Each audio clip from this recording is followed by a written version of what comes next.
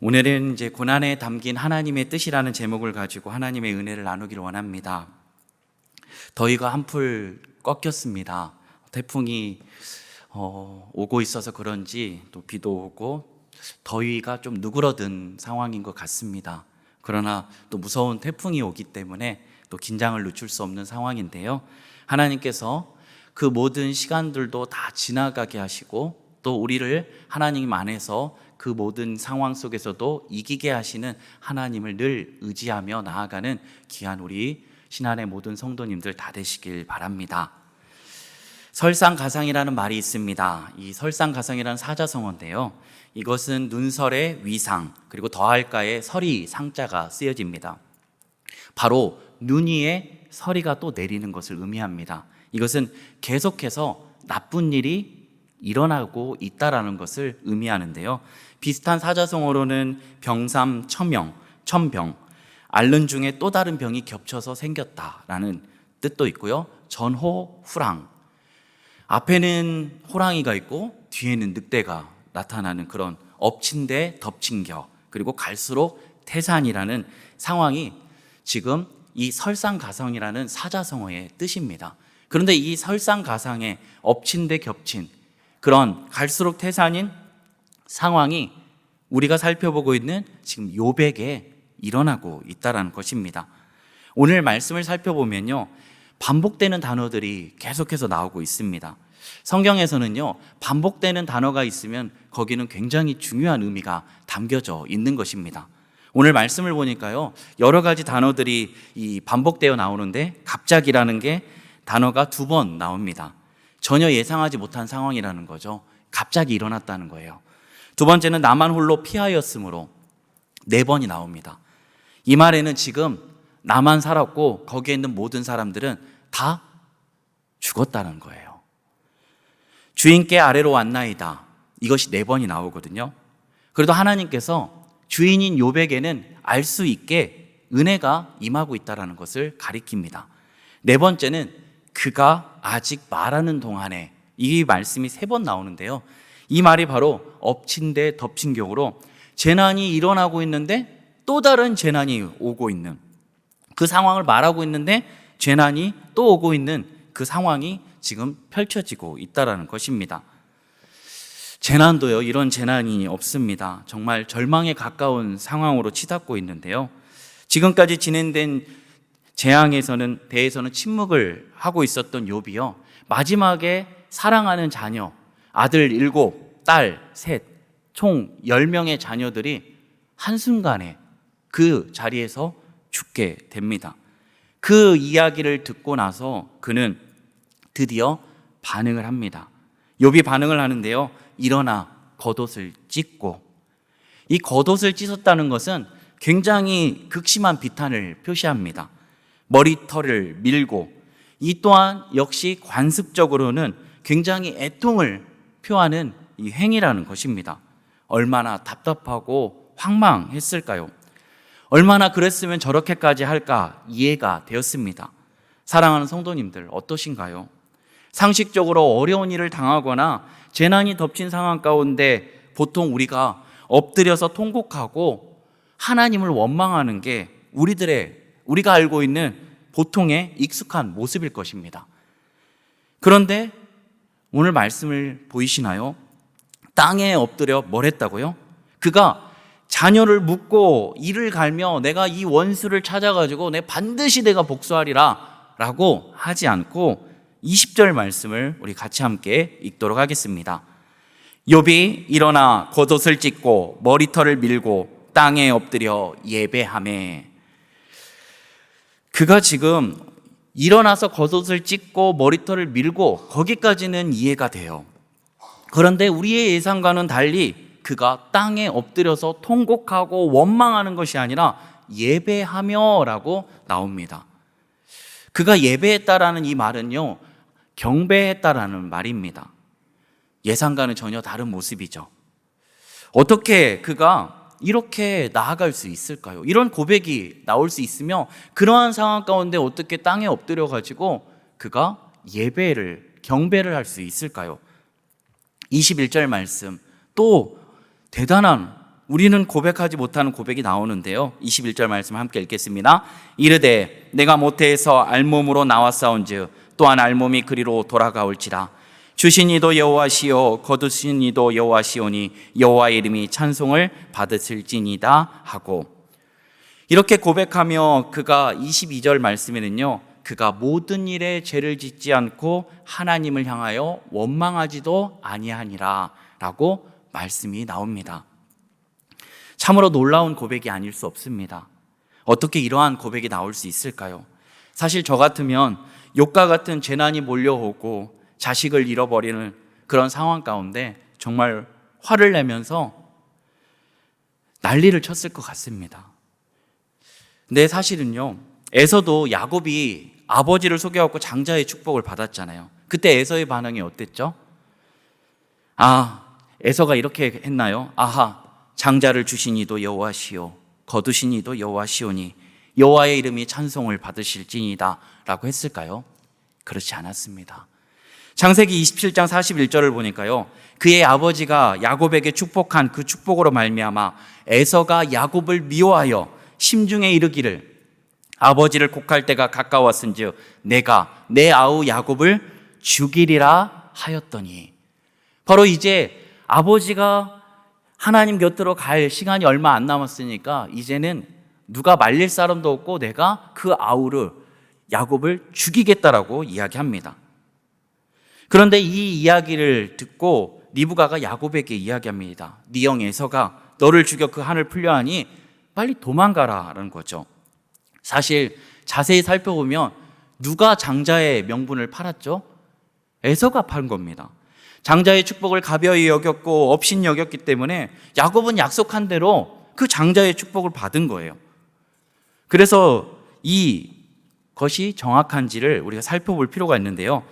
창세기 25장 31절에 이렇게 말합니다. 야곱이 이르되 형의 장자의 명분을 내게 오늘 팔라. 32절에 보니까요, 에서가 이르되 내가 죽게 되었으니 이 장자의 명분이 내게 무엇이 유익하리요? 33절을 보니까 그가 맹세까지 하고 야곱에게 팝니다. 그런데 이게 죄된 인간의 반응이라는 것입니다. 그렇다면 자신의 잘못으로 말미암아 화가 임한 에서도 저런데 아무것도 없이 당한 욥은 어떤 반응이 나와야 될까요? 물론 욥기 1장 3절을 보니까 이 사람은 동방 사람 중에 가장 훌륭한 자라.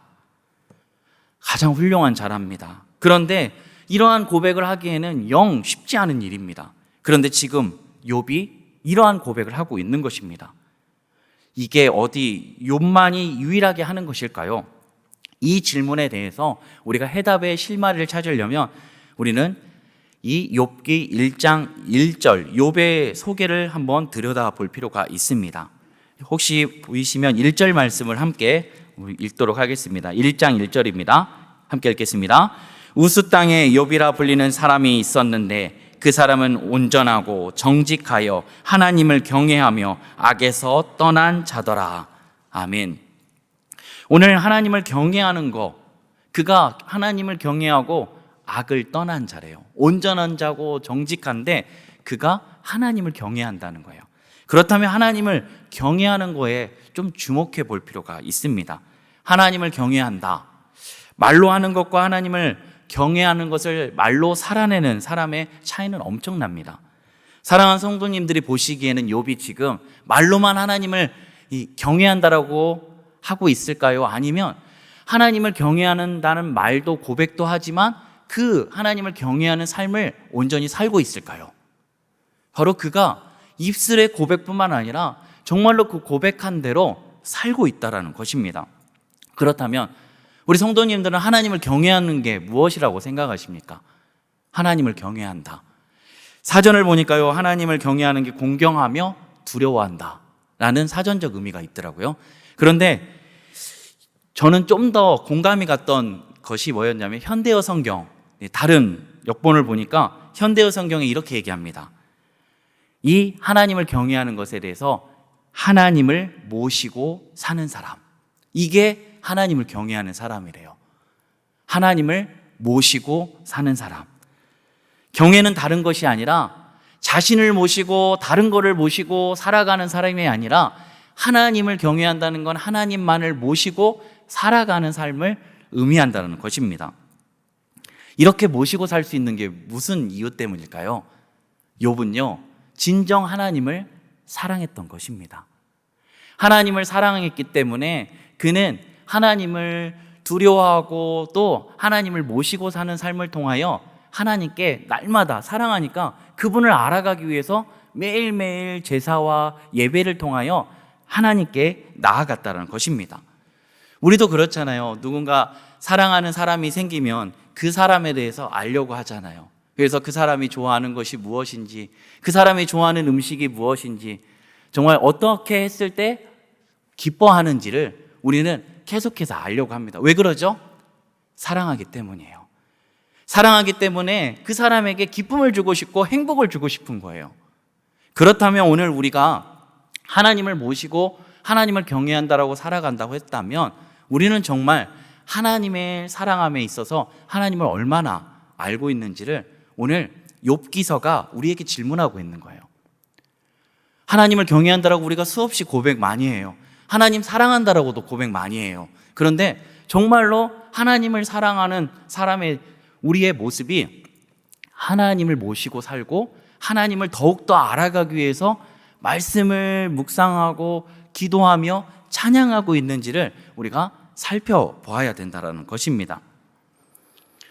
오늘 욥은요, 하나님을 사랑했습니다.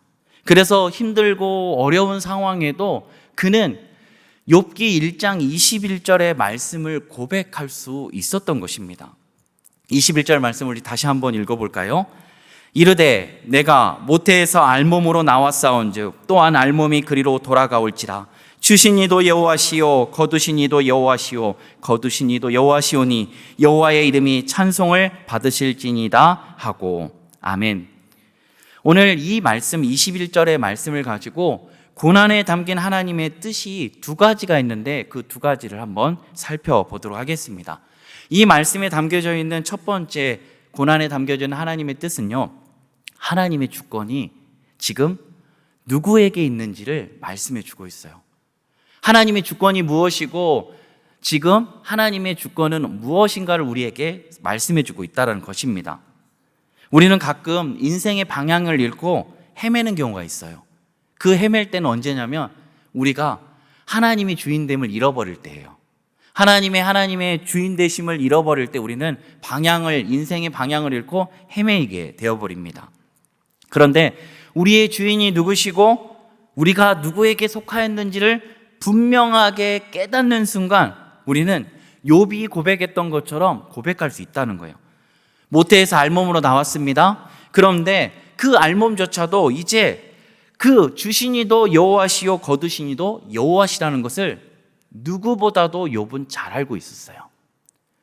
하나님께서 나의 인생의 주인이다. 주신이도 하나님이시고 거두신 이도 하나님이시다라는 것을 누구보다 잘 알고 있었다는 것입니다. 그래서 우리는 하나님을요, 말씀 보면은요, 토기장이라고 많이 표현을 합니다. 그래서 하나님은 토기장이 우리는 토기라고 표현을 하는데요. 사도 바울은 이렇게 말씀합니다. 로마서 9장 20절에서 21절은요. 이 사람아 내가 누구이기에 감히 하나님께 반문하느냐? 짐을 받은 물건이 지은 자에게 어찌 나를 이같이 만들었느냐 말하겠느냐? 토기장이가 진흙 한 덩이로 하나는 귀히 쓸 그릇을 하나는 친히 쓸 그릇을 만들 권한이 없느냐라고 이야기하는 거죠. 하나님께서는요 토기장이가 되셔요. 우리를 만드셨어요. 토기로 만드셨고 우리를 창조하셨어요. 그러면 하나님의 뜻대로 그 모든 일들을 행해도 우리는 할 말이 없는 거예요. 그러나 하나님께서 우리 모두를 귀히 여기십니다. 선하게 여기시고 그리고 토기지만 그 피조물 중에 하나님은 우리를 사랑하시기로 창세전에 이미 작정하셨다는 것입니다. 하나님이 만드신 것은 선한 겁니다. 그래서 맥스 루케이도가 쓴 너는 특별하다는 책을 보면요, 거기에 이 벌점만 받는 펀치넬로라는 친구가 나옵니다. 그런데 그 친구가 이제 엘이라는 목수, 자신을 만든 목수를 찾아가요. 이 하나님이시거든요. 근데 목수가 이렇게 이야기합니다. 펀치넬로에게 나는 잘못된 것을 만들지 않는단다. 실수투성이고 또 넘어지고 벌점만 받는 펀치넬로 그가 자신에게 실망하고 그렇게 낙심하고 있지만 하나님은 그 자신조차도 펀치넬로조차도 실수로 만든 적이 없으셨대요. 특별하게 만드셨고 사랑하는 존재로 만드셨다는 것입니다. 예전에 저희 설교학을 가르쳐줬던 주승준 교수님이 채플 시간에 이 토기장애에 대한 이야기를 굉장히 정말 열변을 하면서 말씀을 전해주셨는데 그때 얼마나 감동이 됐는지 그걸 한번 좀 나눠볼까 합니다. 토기장애와 토기에 대한 이야기입니다. 처음엔 토기는요, 흙 속에 있었어요. 흙 속에 있어가지고 거기에서 이제 동료들과 같이 지내고 있었는데 어느 날 갑자기 토기장애가 나타나서 자기를 이 낯설고 이상한 곳으로 파가지고 데리고 갑니다. 데리고 가는데 이 진흙이 이때 당황했어요. 매우 당황하고 두렵기도 했어요. 그래서 친구들과 잘 지내고 있었는데 왜 나를 이렇게 펴가는 거지? 그랬더니 갑자기 어디 이상한 곳에 데려가더니 물 속에다가 이 진흙을 넣어버리는 거예요. 숨을 못 쉬겠는 거예요. 그래서 막 이렇게 주물르더니 숨을 못 쉬는데 갑자기 꺼내더니 이 진흙을 발로 밟기 시작하는 거예요. 지근지근 밟는 거예요. 그랬더니 진흙이 너무 아파가지고 아프다고 그만 좀 밟으시라고 했는데 이제 이 진흙이 이렇게 하는 이유가 진흙에 있는 공기를 빼기 위한 거래요. 지근지근 밟는 거예요. 그러더니 이제 끝났어요. 끝났는데 갑자기 농로 위에 그 진흙을 올려놓더니 여기서 돌기 시작하는 거예요. 돌는데 처음에는 천천히 도니까 재밌다 하는 거예요. 재밌다 하는데 이게 속도가 엄청 물레에서 도니까 어지러운 거예요. 너무 어지러워요. 머리 아파요. 살려주세요 하고 있는데 그 순간이 너무 힘들고 어려웠는데 지나고 나니까 토기가 되어 있는 거예요. 멋진 그릇이요. 그런데 나도 이렇게 될 수 있구나 하고 있는데 갑자기 토기장이가 칼과 끌을 가져오는 거예요. 칼과 끌을 가져오는데 토기가 갑자기 설마 저걸로 찌르진 않겠지? 근데 갑자기 그 몸을 갖다가 칼로 찌르고 그리고 끌로 긁어내고 계속해서 하고 있는 거예요. 너무 아파요. 하지 마세요. 하지 마세요 하고 있는데 그런 거 아랑곳하지 않고 계속 토기장이는 그걸 하고 있는 거예요. 그것이 멈출 때 토기는 깨달았어요. 자신의 몸에 꽃도 있고 그리고 나무도 있고 냇가도 흐르고 거기에 새도 있고 너무 멋있게 변화된 거예요. 그러고 이제 끝난 줄 알았죠. 그런데 갑자기 자신을 데리고 어두운 데로 데리고 들어가는 거예요. 어두운 데로 들어가서 거기 딱 놨는데 아까 전에 봤던 친구들이 이미 와 있는 거예요. 그러더니 거기다 딱 놓고 딱 정성을 다해 놓고 갑자기 나가더니 문을 딱 닫고 칠흑 같은 어둠이 임하는 거예요.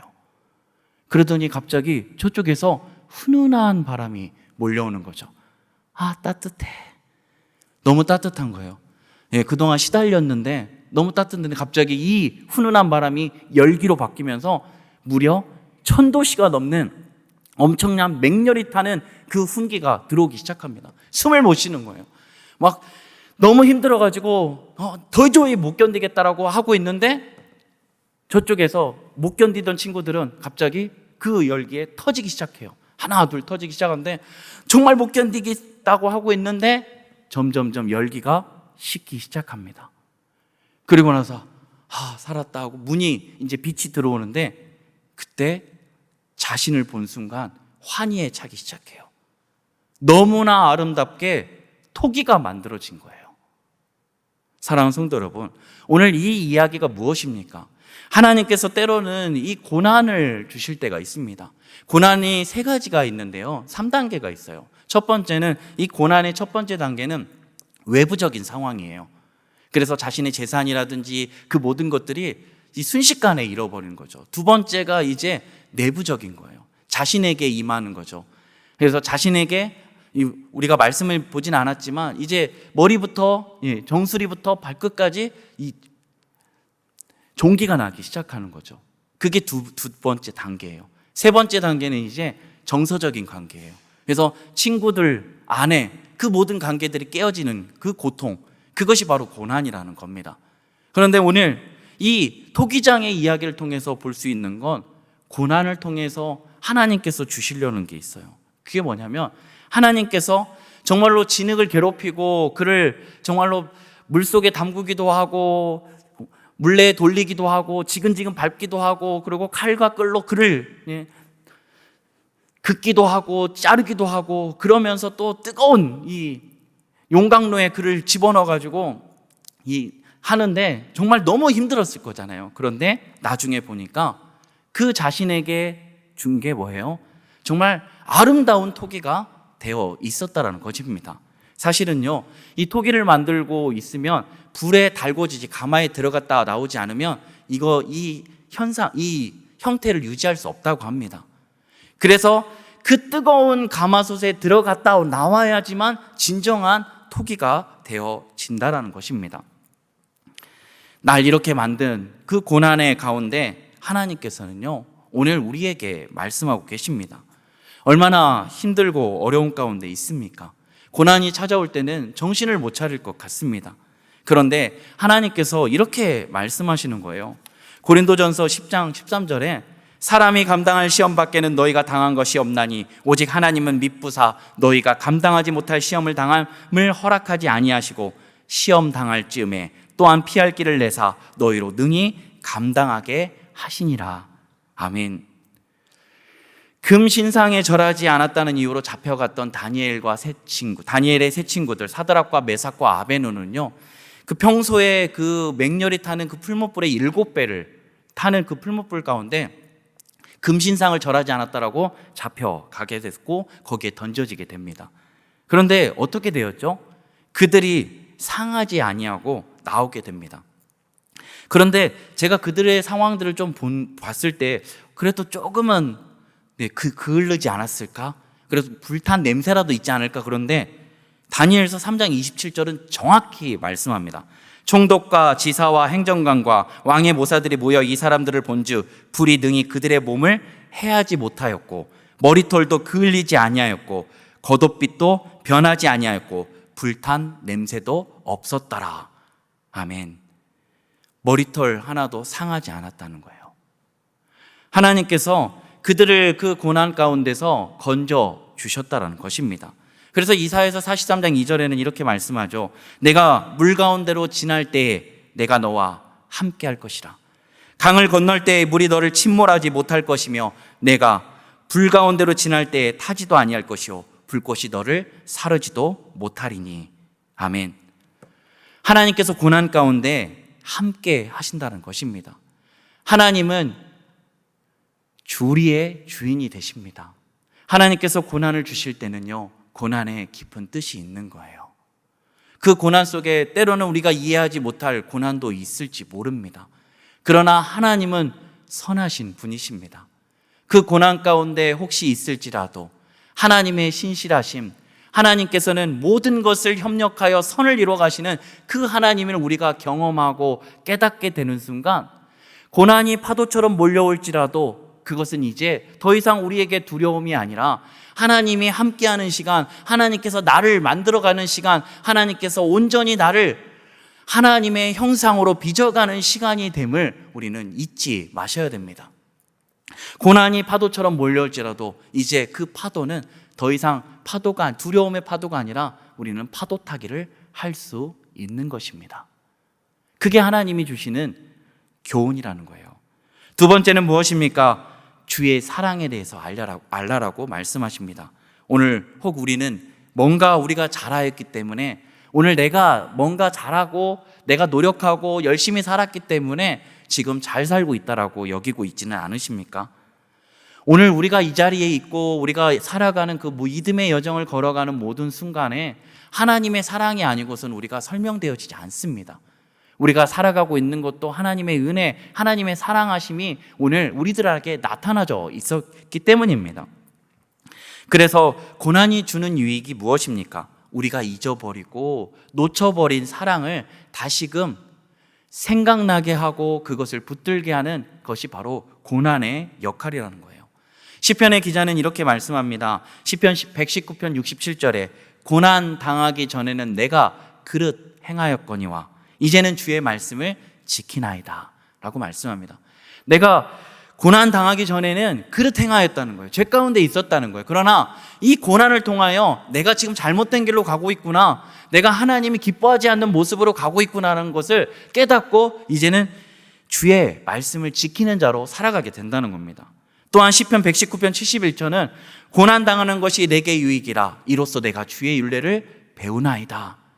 고난 당하기 전에는 보지 못했어요. 하나님께서 왜 말씀을 주셨는지, 왜 율법을 주셨고 왜 율법을 지키라고 했는지를 정확히 깨닫지 못했어요. 하나님, 이 율법을 주시는 거 나 힘들게 하려고 한 거 아니야? 나에게 무거운 짐을 주려고 한 거 아니야? 라고 그렇게 생각했다는 거예요. 그런데 고난을 당하고 나서 이제 하나님께서 왜 율법을 주셨고 하나님의 말씀으로 함께 하시는지를 깨닫게 된 거예요. 하나님의 말씀으로 깨닫게 되어서 이제 하나님께서 율법을 주신 거는 우리를 사랑해서 주셨구나, 우리를 지키시기 위하여 주셨구나를 깨닫게 된 것입니다. 고난을 통해 우리를 향하신 하나님의 사랑을 다시금 깨닫게 된다는 것입니다. 로버트 슐러 목사님의 시가 있어요. 그 시가요, 저도 굉장히 좋아하는 시인데요, 제가 한번 읽어드리겠습니다. 절벽 가까이로 나를 부르셔서 다가갔습니다. 절벽 끝에 더 가까이 오라고 하셔서 더 가까이 다가갔습니다. 그랬더니 절벽에 겨우 발을 붙이고 서 있는 나를 절벽 아래로 밀어버리시는 것이었습니다. 물론 나는 그 절벽 아래로 떨어졌습니다. 그런데 나는 그제서야 비로소 알았습니다. 내가 날 수 있다는 것을. 하나님께서 절벽 가운데 그를 벼랑 끝에 몰아갔다는 거예요. 그리고 벼랑 끝에 뿐만 아니라 이제는 그 벼랑 끝에서 밀어버렸다는 거예요. 그런데 그 밀어버린 그 시간이 그가 날개가 이미 하나님께서 그에게 날개를 주셨음을 깨닫는 시간이 되었다는 것입니다. 오늘 한번 찾아보실까요? 날개가 있으신지. 바로 하나님께서는 우리를 절벽 가운데 모르시만 그 절벽 가운데 모르시는 그 일들을 통하여 하나님의 사랑을 깨닫게 하신다는 것입니다. 물론 필립 얀시는 고난에 대해서 이렇게 이야기합니다. 하나님의 선물, 그러나 아무도 원하지 않는 선물. 필립 얀시 목사님이 이렇게 이야기했던 거예요. 하나님의 선물인 고난이 맞다는 거예요. 그러나 이 하나님의 선물을, 고난을 아무도 원하지 않는 선물이라는 겁니다. 왜 하나님께서는 왜 아무도 원하지 않는 고난을 허락하시는 걸까요? 그 이유는 딱 한 가지예요. 사랑하시기 때문에. 그리고 젖 먹는 아이에서 이제는 장성한 아이로 자라가기를 원하시는 거예요. 때가 아직 이름에 젖이나 먹는 자가 아니라 이제는 정말로 단단한 음식을 먹는 자로 서게 하기 위하여, 가르치는 자가 되어서 복음을 전하고 복음을 위하여 살아가야 되는데 여전히 젖을 먹는 갓난아기가 되어서 누군가의 가르침을 받는 이가 아니라 이제는 예수 그리스도 안에 그 장성한 분량에 이르기까지 자라서 정말 하나님께서 베풀어 주셨던 그 은혜와 그 사랑을 다시 한번 우리의 삶을 통하여 알게 하고 깨닫게 하려고 하시는 하나님의 이 놀라우신 섭리가 고난 가운데 있다라는 것입니다. 눈이 부시게라는 드라마 아마 다들 보셨을 겁니다. 되게 많이 눈물도 흘리시고 감동 받았는데요. 저도 이 말씀을 준비하면서 다시 한번 이제 그 제가 되게 많이 좋아했던 장면이 있어요. 그 장면이 뭐냐면, 이 눈이 부시게 보면 이제 어머니가 이제 계신데, 이제 그 남 주인공이 어렸을 때 사고를 당합니다. 사고를 당했는데 한쪽 다리를 절게 돼요. 근데 이 어머니가 그 다리를 저는 이 아이에게 되게 모질게 하는 거예요. 넘어졌는데 이렇게 세워주면 좋잖아요. 일어나. 네가 일어나. 스스로 일어나. 엄마한테 계속 눌면서 손을 벌려도 외면쳐요. 그렇게 하고 이 세상 어떻게 살려고 해. 일어나. 일어날 수 있어. 근데 못 일어나고 막 우니까 그냥 외면하고 그냥 가버리는 거예요. 그렇게 살았던 거예요. 이 아이가 너무 이제 아이들이 놀리고 창피하니까 이제 학교에 가기 싫어서 누워 있으니까 엄마가 빨리 일어나. 입을 제끼면서 빨리 일어나. 창피해? 괜찮아. 가서 운동해 해. 그랬더니 애가 가기 싫으니까 그러면 숨어서 살아. 이제 네 알아서 해. 이렇게 모질게 하는 거예요. 그렇게 모질게 어머니의 사랑을 못 받고 자랐던 그 이제 중년이 되어버린 남자 주인공이 있었는데, 어느 날 이제 어머니가 치매에 걸려서 요양병원에 계셨어요. 근데 눈이 오는 날에 이제 전화 한 통을 받는 거예요. 어머니가 사라졌다는 거예요. 어머니가 사라져가지고 이제 급하게 다리를 절면서 그 어머니를 찾으러 가는데 병원에도 없어요. 병원 안에도 없고 병원 밖에서 이제 그 정원이 있으니까 거기를 다 돌아다니는데 안 보이시는 거예요. 근데 포기하려고 이제 벤치에 앉아 있었는데 갑자기 저쪽에서 쌀이삐 쓰는 소리가, 눈 쓰는 소리가 들리는 거예요. 봤더니 어머니예요. 그렇게 찾았는데 지금 저렇게 눈을 쓸고 있으니까 이 주인공이 너무 화가 나가지고 지금 뭐 하시는 거예요, 어머니? 어머니라고 지금 뭐 하시는 거예요 했더니 그 깜짝 놀래더니 그 어머니가 그러는 거예요. 눈이 와요. 눈을 쓸고 있어요. 눈이 오면 우리 아이가 학교에 가야 되는데 미끄러워서요. 라고 이야기하는 거예요. 사실은 자신이 학교를 갈 때 그 눈을 쓰는 게 누군지는 잘 몰랐었어요. 근데 어머니가 새벽과 같이 그 눈을, 아이가 다리를 저는 그 아이, 자녀가 미끄러질까봐 새벽부터 얼마나 추운데 비로 다 쓸은 거예요. 그 달동네 살았는데요. 그 눈을 다 그 새벽에 다 쓸어 놓은 거예요. 그리고 나서 이걸 깨달은 거예요. 그 눈을 쓸었던 게 그렇게 모질게 했던 어머니였는데 자신을 위해서 어머니가 눈을 쓴 걸 깨닫게 돼요. 그랬더니 아들이 울면서 이렇게 얘기해요. 아들은 그거 몰라요. 어머니가 이렇게 얘기합니다. 몰라도 돼요. 우리 아들이 안 미끄러지면 돼요. 사랑하는 성도 여러분, 한없이 이 어머니의 사랑을 마주한 이 아들은요, 어머니가 자신을 얼마나 사랑했는지, 왜 그렇게 모질게 대했는지를 깨닫게 된 거예요. 고난이 낙심이 되십니까? 왜 나만 겪는 고난이라고 여겨지십니까? 그런데 하나님께서 우리의 주인 되시고 우리의 주권자가 되신다면 그 모든 고난 가운데도 하나님께서, 우리가 이해하지 못하고 납득되지 못하는 상황 가운데도 하나님께서는 늘 함께하고 계신다는 것입니다. 그리고 그 고난을 통하여 이루어질 더 큰 선물을 생각하시며, 그 고난을 주시는 하나님도 마음 아파하시고 힘들지만 그 자녀를 위하여 그렇게 모질게, 그렇게 마음 아파하면서 그 고난을 줬다라는 것입니다. 사랑하는 성도 여러분, 오늘 고난을 통해서 우리의 심령을 하나님께서는 다시금 깨우십니다. 우리의 주인이 누구신지, 우리의 주권자가 누구신지, 그분이 우리를 사랑하시기 위하여 그분이 택하셨던 일들이 무엇인지, 바로 자신의 하나밖에 없는 아들을 내어주시기까지 우리를 사랑하심으로 말미암아 오늘 우리에게 더 가까이 우리 안에 계신다라는 것입니다. 그런데 그분이 고난을 주는데 그 고난을 피할 길을 주시고 또 우리와 함께하고 계셔서 그 모든 고난 가운데 오히려 우리를 믿음 안에서 더 든든하게 세우고 또 성장하게 하시고 성숙하게 하신다는 것입니다. 오늘 혹 고난 가운데 계십니까? 오늘 우리가 불렀던 주만 바라볼지라는 찬양 가운데 눈을 만드신 하나님께서 어찌 우리의 고통의 순간 가운데, 고난의 순간 가운데 보고 있지 않으시겠습니까?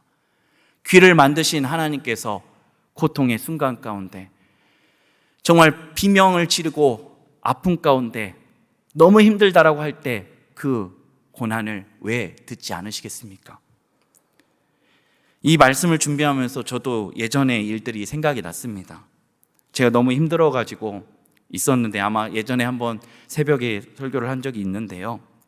너무 힘들어가지고 이제 소파에 앉아 있었어요. 소파에 앉아 있었는데 갑자기 TV에서 6시 내 고향인가 하는 거예요. 6시 내 고향을 하는데 이제 거기서 죽순 철이었나 봐요. 죽순을 막 맛있게 삶아가지고 거기서 나오는 거예요. 근데 저도 이제 보면서 속으로 죽순 맛있겠다. 힘든 상황 가운데 그냥 죽순 맛있겠다 했어요. 그렇게 생각만 하고 있었는데 그날 한두 시간 뒤에 누가 초인종을 누르는 거예요. 초인종을 누르는데 저는 처음 뵙는 성도님이신 건데, 제가 오늘 죽순을 따왔는데 죽순을 삶다 보니까 목사님 제가 생각났다는 거예요. 그래가지고 그 죽순을 삶아가지고 갖고 오셨는데 제가 그 죽순을 봤는데 죽순을 받을 확률이 얼마나 되신다고 생각하십니까? 그것도 삶은 죽순을요. 제가 그걸 받고 얼마나 울었는지 모릅니다. 나의 생각조차도 아시는 하나님, 그 생각조차도 아시는 하나님이 오늘 우리와 함께하고 계십니다. 이게 어디 저에만 있는 일입니까? 아닙니다. 오늘 우리 사랑하는 성도님들에게 날마다 하나님께서 내가 너를 사랑한다, 내가 너를 늘 사랑하고 늘 너와 함께하고 싶다라고 말씀하십니다. 사랑하는 성도 여러분, 오늘 다시금 우리의 토기장이 되신 하나님을 붙들기를 바랍니다. 그러면 힘들고 어려운 순간에도 우리 주님을 붙드는 순간 차츰차츰 안개는 거치고 하나님의 뜻이 보일 겁니다. 그리고 환난은 인내를, 인내는 연단을, 연단은 소망을 이루어낼 줄 믿습니다. 오늘 이 고난을 통하여 다시금 하나님의 뜻을 알고 그 하나님의 뜻에 맞게 올바로 살아가고 또 하나님의 뜻을 날마다 깨달아라. 그 고난 가운데 우리에게 주시는 더 큰 선물을 우리가 기대하고 고대하는 마음으로 나아가는 오늘 사랑하는 우리 모두가 되길 간절히 바랍니다. 기도하겠습니다.